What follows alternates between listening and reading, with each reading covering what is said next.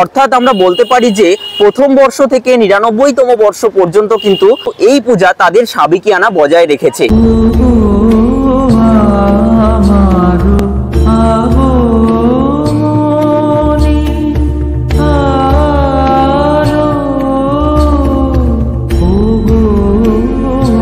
এই পুজোর সাথে এক সময় কিন্তু জড়িত ছিলেন বিভিন্ন বিপ্লবীরা।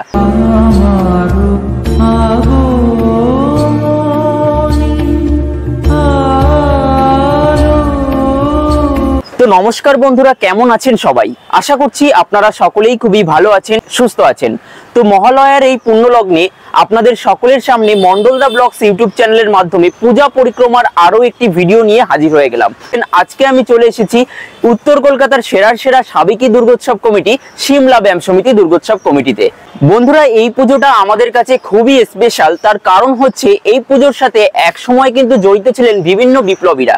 যেমন কিন্তু এই পুজোর এক সময় সভাপতি ছিলেন নেতাজি সুভাষচন্দ্র বসু। এছাড়াও বিভিন্ন মহাপুরুষ যেমন বিবেকানন্দ কিন্তু জড়িত ছিলেন। তো এখানকার আরো একটি আকর্ষণীয় বিষয়, পদ্মশ্রী ভূষিত সনাতন রুদ্র পাল কিন্তু এখানকার প্রতিমা শিল্পী। এই মুহূর্তে কিন্তু আমরা প্যান্ডেল হপিং করব এবং প্যান্ডেলটা সম্পূর্ণরূপে তৈরি হয়েছে এবং মাতৃ প্রতিমা সম্পূর্ণরূপে গড়ে উঠেছে। আপনাদের সকলের সামনে কিন্তু আমি উপস্থাপনা করব। আপনারা সকলে ভিডিওটি ধৈর্য ধরে প্রথম থেকে শেষ অবধি দেখতে থাকেন। ভিডিওর শেষে কিন্তু আমি জানিয়ে দেবো এই স্থানে আপনারা কিভাবে আসবেন। তো চলেন তাহলে ভিডিওটি শুরু করা যাক। বন্ধুরা, সিমলা ব্যায়াম সমিতির কাছাকাছি চক্ররেল স্টেশন হচ্ছে বড়বাজার। বড়বাজার স্টেশন থেকে কিন্তু অনেকটাই হাঁটা পথ, 30 মিনিট মতো হাঁটতে হবে। এই রাস্তা বরাবর আসতে হবে। আসার পরে কিন্তু আমরা বাঁ হাতে এই পুজোটা আমাদের চোখে পড়বে। এই মুহূর্তে কিন্তু আমরা দেখতে পাচ্ছি পূজা মণ্ডপটি কিন্তু সম্পূর্ণরূপে সেজে উঠেছে। কিছু বাঁশের স্ট্রাকচার উপরে রয়েছে, সেগুলো কিন্তু আর 1-2 দিনের মধ্যে খুলে ফেলা হবে। এই মুহূর্তে দেখতে পাচ্ছি এখানে একটি পূজা মণ্ডপ তুলে ধরা হয়েছে, যেটি কিন্তু সম্পূর্ণ কাল্পনিক পূজা মণ্ডপ এবং দেখতে কিন্তু অপূর্ব লাগছে।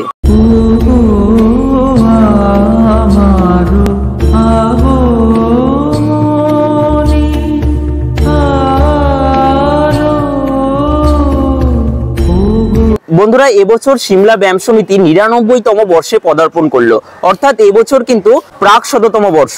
আর অর্থাৎ আমরা বলতে পারি যে প্রথম বর্ষ থেকে ৯৯তম বর্ষ পর্যন্ত কিন্তু এই পূজা তাদের সাবেকিয়ানা বজায় রেখেছে। তো দেখতে পাচ্ছি এই মুহূর্তে কিন্তু এখানে মেলার আয়োজন চলছে। তো আমরা বলতে পারি যে এই পূজা মণ্ডপের সাথে সাথে আপনারা যখন এই পূজা মণ্ডপে আসবেন, এই মেলার স্বাদও কিন্তু আপনারা উপভোগ করতে পারবেন।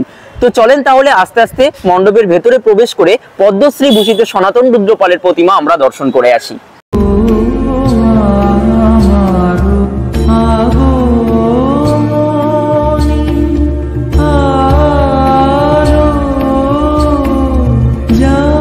পূজা মণ্ডপের ভেতরে প্রবেশ করা মাত্রই কিন্তু আমরা অসাধারণ এক দৃশ্য দেখতে পাচ্ছি। মেরুন রঙের তৈরি করা হয়েছে ভেতরটি, দারুণ লাগছে। এই জায়গাটাতে হয়তো চালচিত্র থাকতেও পারে, আবার নাও থাকতে পারে, এই মুহূর্তে বোঝা যাচ্ছে না। দেখা যাক পুজো আস্তে আস্তে। আপনারা যদি আসেন এখানে আমাকে কিন্তু কমেন্ট বক্সে জানাবেন। তো দেখতে পাচ্ছি এই মুহূর্তে কিন্তু রঙের কাজ চলছে। আমি একটু ক্লোজ থেকে তোমাদেরকে দেখাই। রঙের কাজকর্ম এই মুহূর্তে কিন্তু চলছে। তো ভেতরটাও কিন্তু খুবই সুন্দর করে সাজানো হয়েছে, অভূতপূর্ব।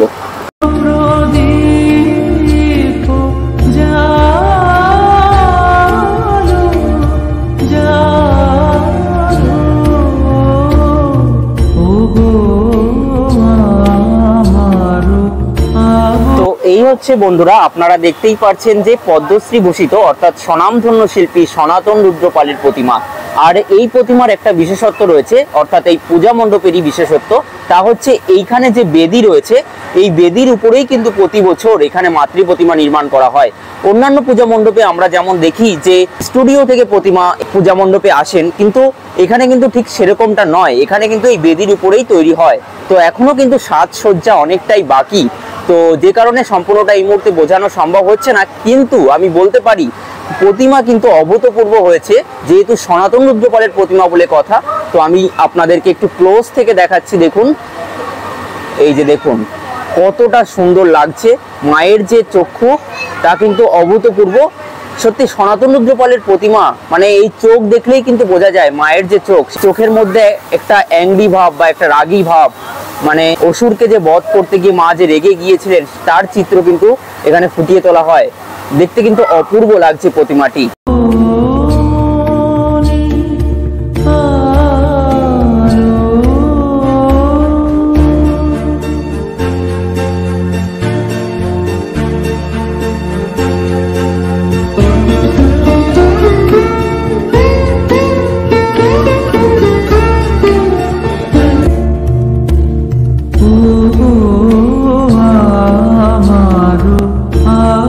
বন্ধুরা আপনাদেরকে জানিয়ে রাখি, এই যে গেটটা আমরা দেখতে পাচ্ছি, এই গেট দিয়ে আমরা বাইরে বেরোলাম, কিন্তু এটা কিন্তু বাহির পথ নয়। আপনাদেরকে যদি আমি একটু পেছনের দিকে গিয়ে দেখাই তাহলে দেখাতে পারবো এই ব্যাক সাইডেও কিন্তু পূজা মণ্ডপটি সজ্জিত করা হচ্ছে। বেসিক্যালি আমরা কিন্তু দেখতে পাই যে বিভিন্ন পূজা মণ্ডপে যে ব্যাক সাইডে বাঁশ টাস আমরা দেখতে পাই, এখানে কিন্তু যখন আপনারা পূজা দেখতে আসবেন দুর্গাপূজা, তখন কিন্তু এরকম বাস দেখতে পারবেন না। এই মুহূর্তে যেহেতু কাজ চলছে সে কারণে বাস দেখতে পাচ্ছেন। তো এই সাইড দিয়েও কিন্তু ভেতরে প্রবেশ করা যাবে। এই যে এরকম খোলামেলা একটা মাঠ রয়েছে, মেলা দেখতে দেখতে কিন্তু আপনারা ভেতরে প্রবেশ করতে পারবেন, এবং ওই সাইড দিয়েও কিন্তু ভেতরে প্রবেশ করতে পারবেন, এবং এই পাশে একটা বাহির পথ রয়েছে, সেই দিক দিয়ে বাহির পথ দিয়ে বাইরে বেরোতে পারবেন।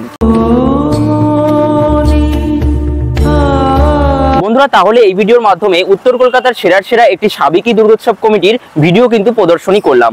তো এই স্থানে আপনারা কিভাবে আসবেন? দেখুন, সিমলা ব্যায়াম সমিতিতে আসতে হলে বড়বাজার স্টেশন থেকে হেঁটে আসা যায়, সেটা আপনাদেরকে প্রথমেই জানিয়েছিলাম।